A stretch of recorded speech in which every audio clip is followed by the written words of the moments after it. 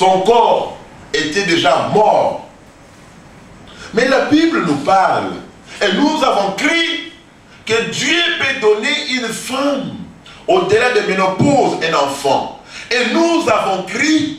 Et en croyant dans cette parole, nous voyons automatiquement, même si les organes de mon corps sont morts, mais Dieu est capable de les renouveler. Amen.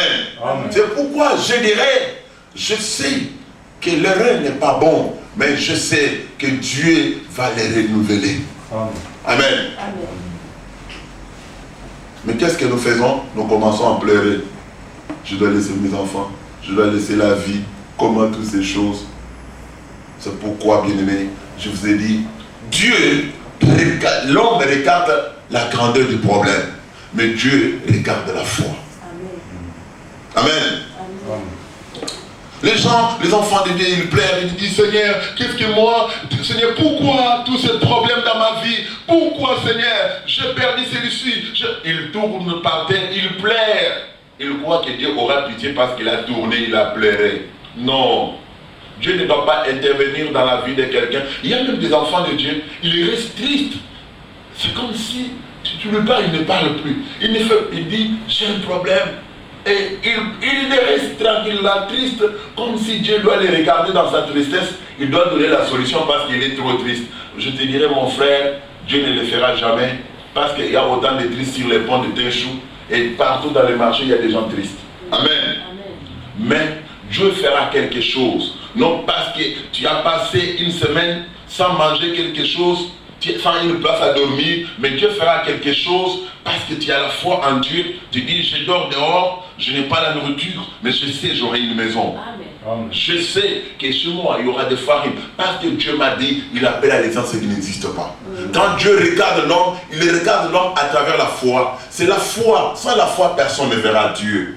Bien-aimés dans le Seigneur, ayons cette conscience que dans toutes choses, nous sommes plus que vainqueurs. Amen. Ayons cette confiance que dans les troubles, il y a la paix qui m'attend. Et c'est ce qui doit toucher le cœur de Dieu. C'est ce qui doit approcher Dieu dans ta vie. C'est ça ta nature. Nous avons une nature. La force de l'homme, la force de l'enfant de Dieu, c'est quoi? C'est quand un homme rêve sa propre nature. Son identité. Nous avons l'identité de l'enfant de Dieu. Quand les jours où les Goliaths de ce monde, 10 000 Goliaths viennent, s'assoient au-dessus de ta vie. Et tu l'as dans cette souffrance. Tu dis, je suis enfant de Dieu. Que ce soit 10 000 Goliaths, je me lèverai, ils tomberont de gauche et à droite. Amen. Amen. C'est la pensée qui doit donner la victoire. Parce que tu agis maintenant dans la pensée de l'enfant de Dieu. Nous avons le même esprit de foi. C'est ça qu'on appelle le même esprit de foi. Amen. Amen. Le même esprit avec Dieu, le même esprit avec Christ. Ce que je parlais ce matin, ce que je vais dans cette salle, toute personne qui est dans cette salle, je vous demande une chose. Que vous avez crié, vous devez parler. Amen. Amen. Vous devez parler. Ne soyez pas des gens qui pleurent, mais soyez des gens qui croient. Et croyez, quels que soient les problèmes, quelle que soit la durée, quel que soit le nombre de souffrances que vous pouvez rencontrer dans votre vie, la Bible nous dit, mon Rédempteur est vivant, il se lèvera le dernier pour me défendre. Amen. On peut t'arrêter, on peut te mettre en prison. Mais Jésus-Christ, la Bible nous dit, il était même dans l'ombre de la mort. On l'a crucifié, il était mort. Mais là, c'est là où il y a eu la résurrection. Amen. La mort n'est pas un problème pour Dieu. La maladie n'est pas, même une perte, ce n'est pas un problème pour Dieu. Pourquoi ce n'est pas un problème? Parce que Dieu est capable d'appeler à l'essence ce qui n'existe pas. Même si on te tue, ce n'est pas un problème parce que Dieu va te résister la vie. La Bible dit, ne crains pas ce qui peut tuer la chair et qui ne peut pas tuer l'esprit. Bien-aimés dans le Seigneur, je vous dirai, vous allez avoir pitié quand vous n'aurez pas la foi dans votre vie. Soyez triste parce que vous n'avez pas la foi. Mais si vous avez la foi, quels que soient les problèmes qui vont se battre sur votre vie, sur votre famille, sur vos affaires, sur votre mariage, je te dirai ce matin, Si tu as la foi, tu peux voir encore le bonheur, tu peux avoir la bénédiction, tu peux voir la guérison, tu peux voir l'élévation, tu peux voir encore des parcelles que tu peux acheter, tu peux avoir encore des chiffres que tu peux compter, tu peux compter encore des marchés que tu dois faire, parce que tu as la foi. La foi, bien-aimé, c'est vivre dans la force de Dieu. Peuple de Dieu, soyez un peuple qui a la foi. Ne cherchez pas à prier comme des gens qui vont, que Dieu puisse avoir pitié d'eux. Vous savez, sur le pont de Tenchou ou quelque part, si vous voyez quelqu'un veut vous demander un quoi, qu'est-ce qu'il fait d'abord? Quand il n'y a pas de gens, quand il est seul dans sa maison, il marche vite, il parle, il danse, il peut faire tous les mouvements sérieux. Mais quand il voit quelqu'un, il veut avoir quelque chose, il change les mouvements du corps. Il devient trop lent, comme s'il était malade. Pour se lever seulement la main, t'attendre la main, c'est comme s'il fait... Amen. Il y a un type au niveau là des Tachap. Ce type-là, je le voyais même au niveau des Tenchou. Il est en bonne santé, mais souvent, il fait le coup comme ça. Il te demande quelque chose. Et si tu refuses de lui donner, et tu vas voir ce qu'il va faire après. Il avait craché sur une maman, il a demandé comme ça, la maman n'a pas, il a craché, il a commencé à marcher trop vite. Il a ingéré cette maman-là, en mouvement, comme si il était à 80 à l'heure. Mais quand il demandait, la vitesse était très, comme si c'était le point mort. Amen. Vous voyez? Et il change de position pour qu'on puisse avoir pitié, après on lui donnera. C'est toujours cette habitude que les gens s'approchent devant Dieu. Les gens, il est triste, je ne mange pas, je ne bois pas. Non! Amen. Devant Dieu, on vient avec la foi. Et tu crois, quels qu'ils soient les problèmes, quelles que soient les réalités, quel que soit le nombre de mes ennemis, je sais une chose, que Dieu ne m'abandonnera jamais. Ces gens viendront me demander de l'aide. Ces gens verront la gloire de Dieu. Ces gens, ils diront, comment Dieu t'a guéri? Frère, parle-nous de ce que Dieu a fait. Et tu ne peux pas perdre ça. L'intervention de Dieu. Tu ne peux pas perdre ça. La guérison de Dieu. Tu ne peux pas perdre ça. La bénédiction de Dieu. Tu ne peux pas perdre ça. De compter encore des nombres de milliers de banques, de milliers de banques de dollars. Tu ne peux pas perdre ça d'acheter une parcelle de construire dans ton esprit. Amen. Amen. Tu ne peux pas perdre ça. Quand on jettera tes marchandises dehors, quand on jettera tes meubles dehors, tu dis, ta garantie est finie. Tu peux leur dire, maman, c'est fini aujourd'hui, mais demain, tu dois être locataire dans ma parcelle. Amen. Toi, tu achèteras une parcelle, tu dois être locataire. Amen. Dans ma parcelle un jour. La foi, c'est une puissance qui change les données. C'est comme un jour, je vis une démonstration de la foi.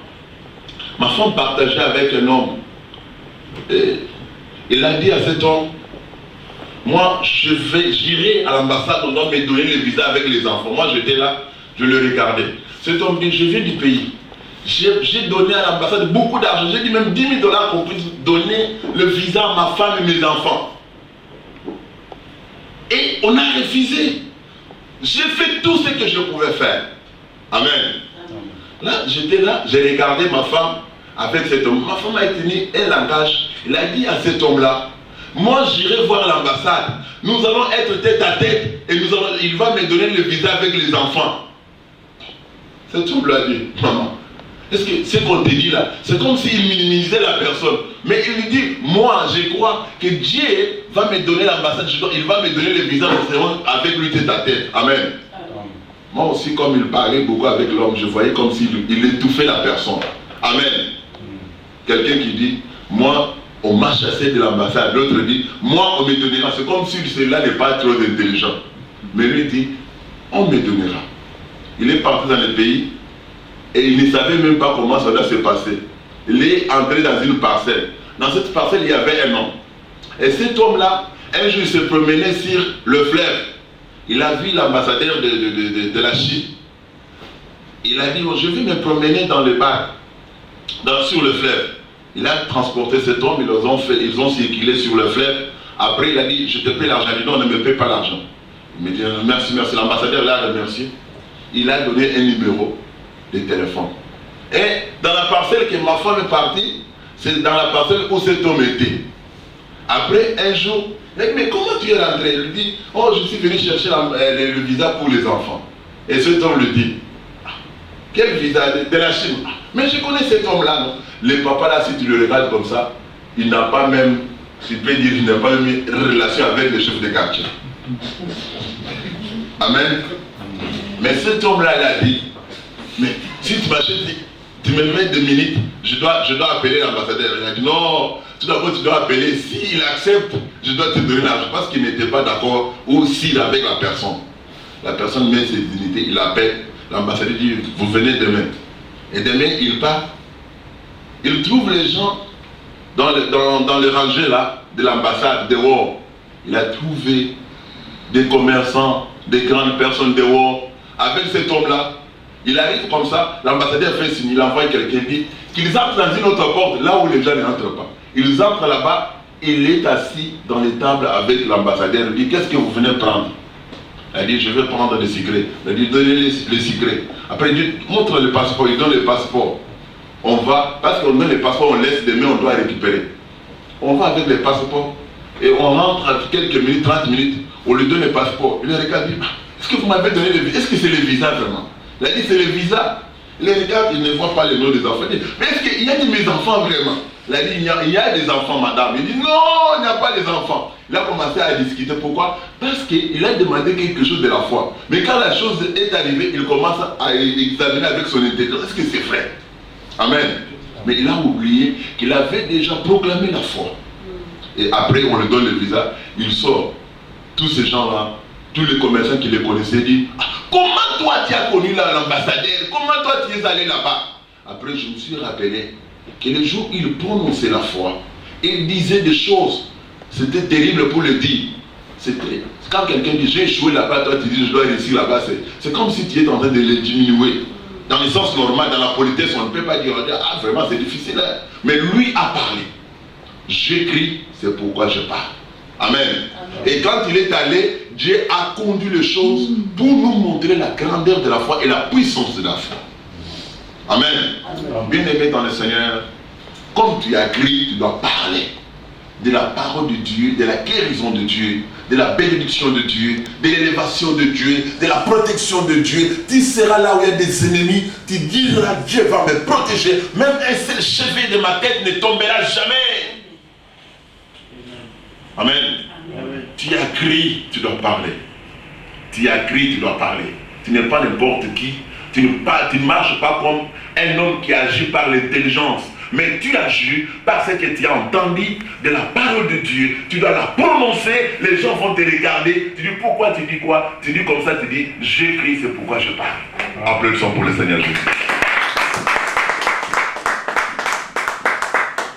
Nous allons nous mettre debout, bien-aimés dans le Seigneur, et nous allons prier, parce que cette parole est puissante pour nos vies. Bien-aimés, cette bénédiction, si vous avez resté dans la maison, et vous ne pouvez pas écouter cette parole aujourd'hui, et ceux qui sont venus sous la pluie, parce qu'ils ont crié, c'est pourquoi ils sont venus. Amen.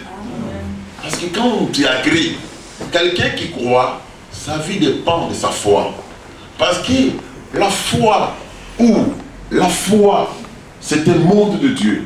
J'écris. Dans quoi tu as crié? Tu as crié dans une vie que Dieu a révélée. Tu as crié dans les œuvres de Dieu. Tu as crié que ces choses dont la Bible parle, il parle de toi. Amen.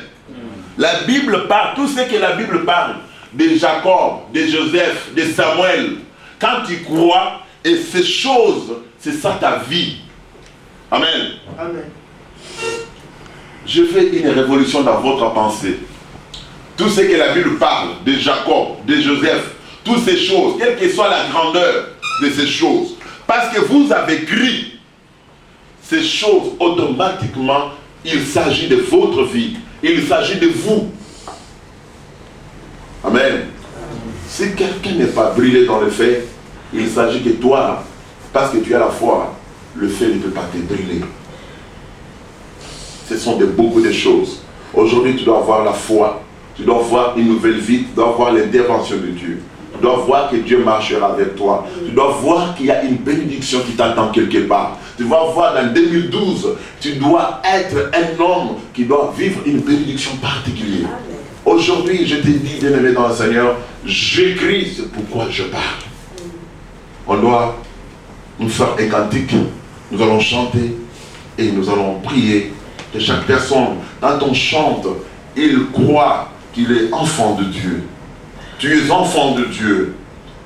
Tu es enfant de Dieu. Tu mérites les choses de Dieu, le miracle de Dieu, la grandeur de Dieu, la gloire de Dieu. Tu mérites ces choses, bien-aimé.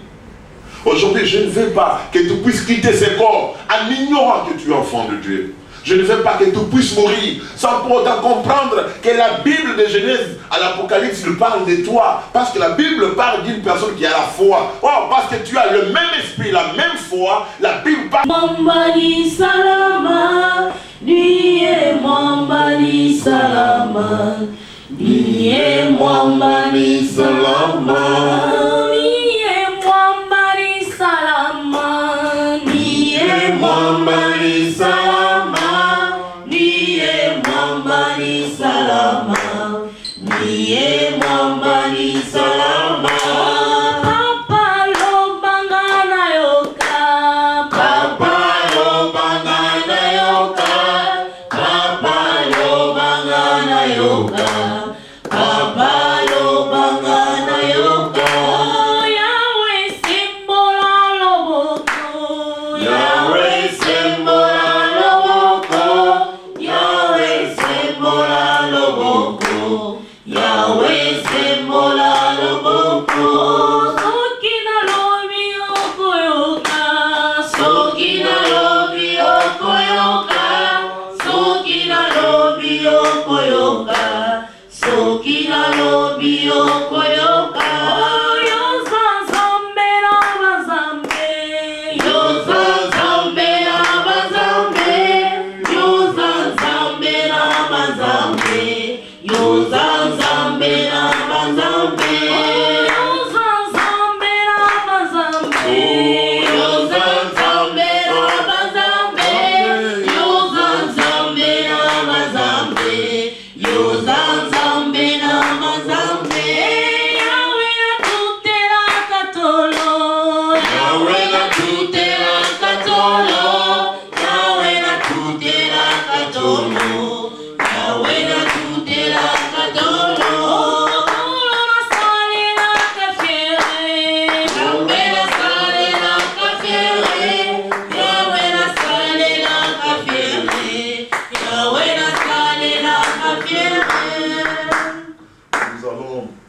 Maintenant, que ta langue parle des choses que tu as créées. Que ta langue puisse parler de Dieu. Ta vie, tu as créé ton Seigneur. Et tu dois parler de ce que Dieu fait. Tu dois parler de ce que Dieu est capable de faire. Ne parle pas de ce que les démons sont capables de faire. Parce que tu n'as pas cru dans les démons. Tu ne parles pas de ce que la sorcellerie et la malédiction, les armes et les hommes. Tu dois parler de ce que Dieu est capable de faire. Tu dois parler de ce que tu as entendu de la parole de Dieu. La Bible me dit, quand mes ennemis viendront comme un fleuve, l'Esprit de Dieu le mettra par cette chemin. La Bible me dit, quand je serai même vide, mais Dieu appelle ce qui n'existe pas. La Bible me dit, avec Dieu, nous ferons des exploits. Nous allons prier maintenant que Seigneur Dieu, tu nous as appelé être ton peuple. Seigneur Dieu, nous croyons que nous possédons le monde par la foi. Et chaque personne va prier pour sa vie. Parce que la Bible dit, tout ce que vous demandez en priant, vous le verrez s'accomplir. Tu dois prier maintenant pour ta vie. Tu dois prier maintenant que Dieu soit au contrôle de toute ta vie. Que ta vie dépend de Dieu. Ta vie ne dépend pas de la conjoncture. Si tu traversais une situation donc la conjoncture te condamnait, les billets de banque te condamnaient, tu vas dire je dois vivre. Si tu étais malade, tu vas dire je suis guéri. Si tu étais pauvre, tu vas dire je suis riche. Parce que la Bible te demande de parler selon la parole de Dieu. Nous allons prier maintenant au nom de Jésus. Chaque personne va parler devant Dieu. Chaque personne va ouvrir sa bouche. Si quelqu'un, ta famille est malade, ta famille est dans les problèmes, tu vas dire Seigneur, tu arrives. Je cherche quelqu'un qui se peut se mettre à la brèche. Moi, Dieu, je sauverai mon père. Tu dois prier maintenant au nom de Jésus. Seigneur, notre Dieu, je l'ai ton peuple. On va lui remettre. Voilà le signe d'accompagnement, c'est qui remet.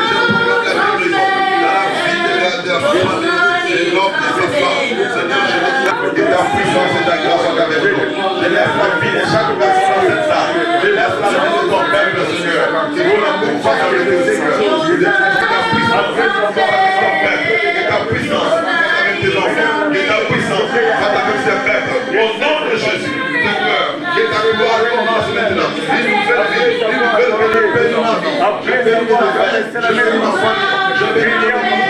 Par le nom de Jésus. Au nom de Jésus. Par